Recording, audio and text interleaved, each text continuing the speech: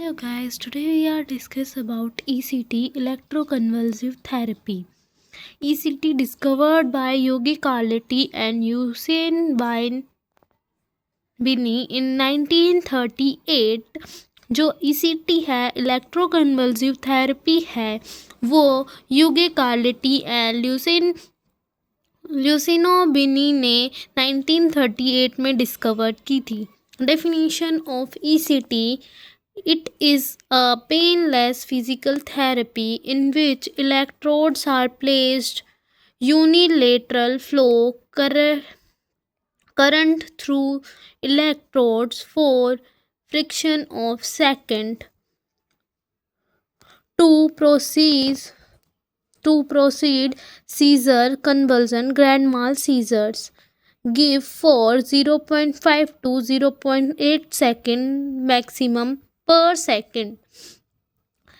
ECT क्या है? एक पेनलेस फिजिकल थेरेपी है जिसमें हम इलेक्ट्रोड प्लेस करते हैं बायलैटरल और यूनिलैटरल, मतलब दो साइड या फिर एक साइड, और इसमें हम करंट फ्लो करते हैं इलेक्ट्रोड्स के थ्रू फ्रिक्शन ऑफ सेकंड के लिए.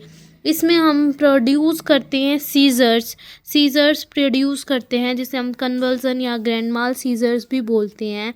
जो हमारा इलेक्ट्रोड्स में हम फ्लो ऑफ करंट प्रोड्यूस करते हैं वो हमारा 0.5 से लेके 0.8 सेकंड के लिए हम देते हैं मैक्सिमम. इम्पोर्टेंट पॉइंट हम डिस्कस करेंगे ECT के बारे में.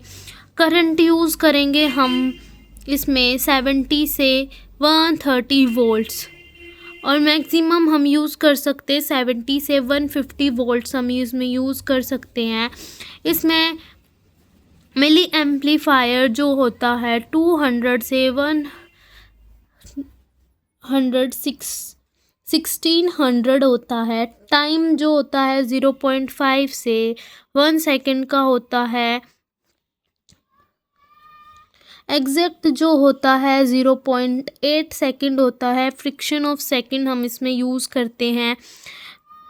फ्रीक्वेंसी ऑफ ECT: फ्रीक्वेंसी क्या रहेगी हमारी ECT की? अल्टरनेटिव डे पे हम देते हैं 2-3 ECT देते हैं पर वीक. एक दिन छोड़ के एक दिन हम ECT प्रोवाइड करते हैं. जो सिजोफ्रेनिया का पेशेंट होता है उसमें हम 10 to 12 ECT देते हैं ड्यूरिंग 4 to 6 वीक. 4 से 6 हफ्ते में हम 10 से 12 ECT देते हैं. डिप्रेशन के पेशेंट में हम 6 to 8 ECT देते हैं 12 वीक्स में. हम 12 हफ्तों में 6 से 8 ECT देते हैं डिप्रेशन वाले पेशेंट को. मोर्टेलिटी रेट क्या है ECT का? 3 to 4 डेथ होंगी पर लाख में. प्लेसमेंट ऑफ ECT इलेक्ट्रोड्स: जो ECT इलेक्ट्रोड्स है उसकी प्लेसमेंट क्या होगी? Inch above from mid point between outer canthus of ear and tragus of eye. जो हमारा आई का आउटर पार्ट होता है उससे लेके हमारा मिड पॉइंट जो होता है ईयर का आउटर कैंथस, उसके बीच से हम उसके ऊपर हम एक इमेजिनरी लाइन ड्रॉ करते हैं. वहाँ पर हम इलेक्ट्रोड्स प्लेस करते हैं बायलेटरल भी और हम यूनिलेटरल भी इसे यूज़ कर सकते हैं. टाइप ऑफ ECT: डायरेक्ट और इनडायरेक्ट ECT हम इसमें देते हैं. जो इनडायरेक्ट है वो मॉडिफाइड ECT है और डायरेक्ट हमारी ओल्ड ECT है. जो हमारी डायरेक्ट है वो बैन कर दी गई थी हमारी 2017 में. ये हमारी लेस इफ़ेक्टिव थी क्योंकि इसमें मेडिकेशंस का यूज़ नहीं करते थे. जो ECT में हम यूज़ करते थे ओनली ड्रग्स, मसल रिलैक्सेंट और एनेस्थीसिया का हम यूज़ करते थे इसमें.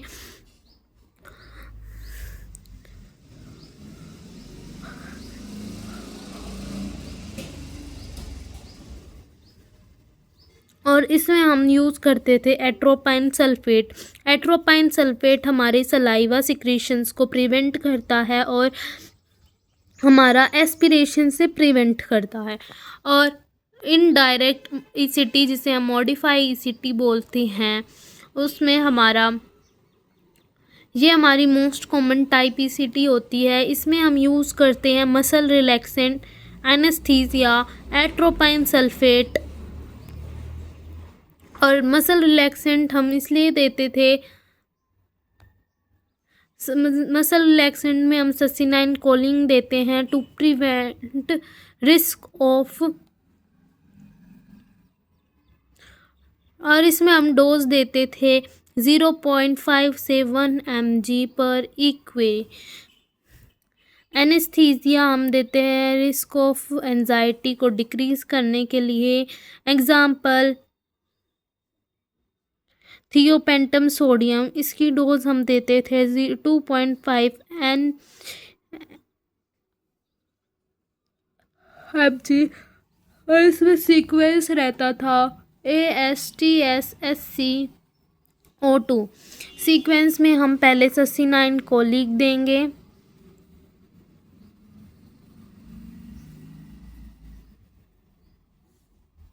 इसका सीक्वेंस रहेगा ASTS-SC और O2। फर्स्ट हम देंगे एट्रोपाइन सल्फेट, सेकंड हम देंगे थियोपेंटम सोडियम, एंड थर्ड हम देंगे सस्सिनाइन कोलिन, एंड फोर्थ हम देंगे O2 oxygen. According to placement unilateral, unitemporal lobe and bitemporal lobe. Unitemporal less common होता है। पोजीशन साइड लेटरल, हम पोजीशन प्रोवाइड करते हैं पेशेंट को। इंडिकेशंस होते हैं इसमें जिस पेशेंट को हम ईसीटी दे सकते हैं, सुसाइडल एडिक्शन,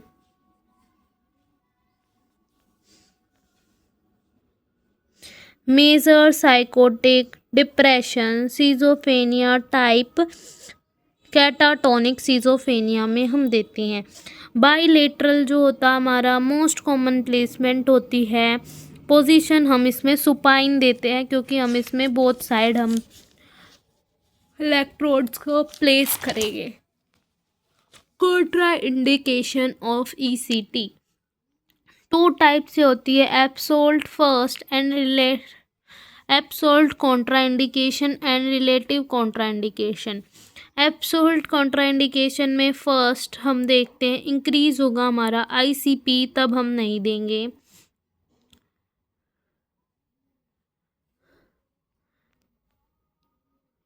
ब्रेन ट्यूमर होगा तब नहीं देंगे। सेरिबल एन्यूज़म होगा तब नहीं देंगे हम, और हेड इंजरी में हम प्रोवाइड नहीं करेंगे। सेकंड, हम एनीमेटेलिक इम्प्लांट होगा पेशेंट के अंदर तब नहीं प्रोवाइड करेंगे। पेसमेकर, कॉपर्टी, रोड वगैरह डली है तो हम नहीं करेंगे। रिलेटिव कॉन्ट्राइंडिकेशन टेम्पररी होती है, जैसे pregnancy, recent MI, glaucoma, old age, इनमें नहीं देंगे। इम्पोर्टेंट पॉइंट है कॉम्प्लिकेशन ऑफ ईसीटी, कंफ्यूजन हमें देखने के लिए मिलेगी।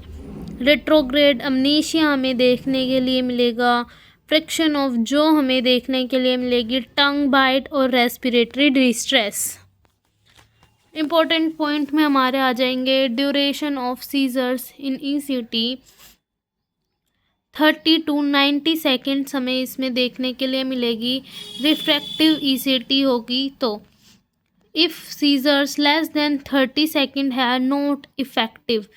हमारी 30 से 90 है तो इफ़ेक्टिव है, 30 से बिलो है तो नॉट इफ़ेक्टिव ईसीडी होगी, और अबव 90 सेकेंड्स है तो does not stop ECT, assess complications of ECT. हम मॉनिटर करते रहेंगे उसके कॉम्प्लिकेशंस को, कंफ्यूजन वगैरह इन सब को चेक करते रहेंगे। Tongue bite, respiratory distress etcetera. Assess complication of ECT. ECT के टाइम हम कॉम्प्लिकेशंस कैसे चेक करेंगे। Seizures assess during ECT. BP cuff method होता है और ईसीजी इलेक्ट्रो एनसेफेलोग्राफी के थ्रू हम कर सकते हैं। मोस्ट कॉमन हमारा बीपी कफ मेथड होता है, और जो हमारा ईसीजी है उसमें मोस्ट रिलेवेंट कॉमन मेथड होता है ये हमारा। एंड मैकेनिज्म ऑफ ईसीटी, हम कैसे ईसीटी देते हैं। Exact mechanism of action of ECT is unknown. Some important action of ECT: balance of neurotransmitter therapy, maintain electrical impulse in brain, maintain catecholamines secretions। इसमें हमारा BP cuff method most common method होता है। Exact mechanism unknown होता है। Some important actions होते हैं। Neurotransmitter हम therapies में प्रोवाइड करते हैं। Impulse in brain, electrical impulse को हम मेंटेन करते हैं कैटेकोलामाइन सिक्रीशंस को। नेक्स्ट है nursing priority during ECT. Nursing priority before ECT हम देखेंगे। इन्फॉर्म कंसेंट चेक करेंगे, हम असेस करेंगे, हम ब्लड इन्वेस्टिगेशंस को रिमूव करेंगे। ऑल ऑर्नामेंट्स, जो भी उसने जेवर पहन रखे हैं, घड़ी है या फिर कुछ भी उसके पास है, उसे हम रिमूव करेंगे। Nail paint, lipstick to assess cyanosis. जो साइनोसिस है, ब्लू कलर डिस्कलेशन है उसके लिप्स और नेल्स पे हमें देखने के लिए मिलेगी। एनपीओ रखेंगे, नील पर ओरल रखेंगे 4 to 6 आवर के लिए पेशेंट को। उसका ब्लैडर एम्प्टी कराएंगे और हम उसे देंगे first atropine sulphate before 30 minute, ECT से पहले हम देंगे, और 0.6 mg हम इसे देंगे। हेयर वॉश कराएंगे ताकि इफ़ेक्टिव ईसीटी के लिए हेयर वॉश कराएंगे हम। और हम सम मेडिकेशन स्टॉप करेंगे। सोडियम वार्पोरेट, लिथियम बेंजोडाइजिपाइन हम स्टॉप करेंगे ईसीटी से पहले, क्योंकि ये हमारे सीजर्स को डिक्रीज़ करते हैं। Nursing priority during ECT position हम प्रोवाइड करेंगे यूनिलेटरल, बायलेटरल। यूनिलेटरल में साइड लाइन, बायलेटरल में सुपाइन पोजीशन हम प्रोवाइड करेंगे। सेकंड हम देंगे उसे थियोपेंटम सोडियम, जो कि हमारा मसल रिलैक्सेंट है, जो हमारे माउथ गैग को प्रिवेंट करेगा हमारे टंग बाइट से। फिर हम O2 प्रोवाइड करेंगे हाइपोक्सिया से प्रिवेंट करने से, ऑक्सीजन का लेवल कम ना हो इसीलिए। लास्ट हम देंगे थियोपेंटम सोडियम के बाद एट्रोपाइन सल्फेट। एट्रोपाइन सल्फेट हम बिफोर ईसीटी हमने दे दिया है, 5 मिनट बिफोर हम प्रोवाइड करेंगे। उसके बाद हम उसे थियोपेंटम सोडियम देंगे, फिर O2 प्रोवाइड करेंगे। Next, BP cuff apply on thigh and inflame to assess seizures activity. जो हमारा बीपी कफ है उसे हम अप्लाई करेंगे सीजर्स की एक्टिविटीज़ को चेक करने के लिए। Nursing priority after ECT assess करेंगे वाइटल साइंस को, साइडलाइन पोजीशन देंगे एस्पिरेशन से प्रिवेंट करने के लिए। Suctioning and wipe to secretions, जो सिक्रीशंस आ रही हैं उसे वाइप पोंछ देंगे या सक्शन करेंगे उसका। साइनोसिस चेक करेंगे उसके लिप्स पे या फिर नेल्स पे। और आफ्टर अवेक एनेस्थीसिया, ओरिएंटेशन और टंग बाइट वगैरह हम चेक करेंगे। जब ओरिएंट होगा पेशेंट, एनेस्थीसिया का इफेक्ट कम हो जाएगा, उसके बाद ओरिएंटेशन चेक करेंगे पेशेंट की और टंग बाइट चेक करेंगे कि टंग बाइट तो नहीं हुई है। और हमने तीन एग्जामिनेशन डायग्नोस्टिक टेस्ट हमने और देखे थे, जिसमें हमारा RTMS रिप्लेटिव ट्रांसक्राइडोजेनिक मैग्नेटिक स्टिमुलेशन हमने देखा था। नॉन इन्वर्सिव थेरेपी होती है ये। मैग्नेटिक इम्पल्स हम इसमें प्रोवाइड करते हैं जो कि स्टिमुलेट करते हैं ब्रेन सेल्स को। इंडिकेशंस हम इसमें देखते हैं डिप्रेशन, ओसीडी, ऑडिटरी हेलुसिनेशन में हम इसे प्रोवाइड करते हैं। इसका साइड इफ़ेक्ट हेडेक होता है। नेक्स्ट हमने देखा था वेगस नर्व स्टिमुलेशन। इसमें हम मैग्नेटिक इम्पल्स देते हैं सेम आरटीएमएस की तरह ही, जो कि स्टिमुलेट करती है हमारी वेगस नर्व को, जो कि मेंटेन करती है बैलेंस को हमारे न्यूरोट्रांसमीटर्स के। इंडिकेशंस होती है इसमें डिप्रेशन और एपिलेप्सी। डिप्रेशन और एपिलेप्सी सीजर्स की कंडीशन में हम इसे दे सकते हैं। और फोटोथेरेपी जो होती है हम विंटर सीजन्स में यूज़ करते हैं mostly. Thank you for watching. Subscribe for more videos.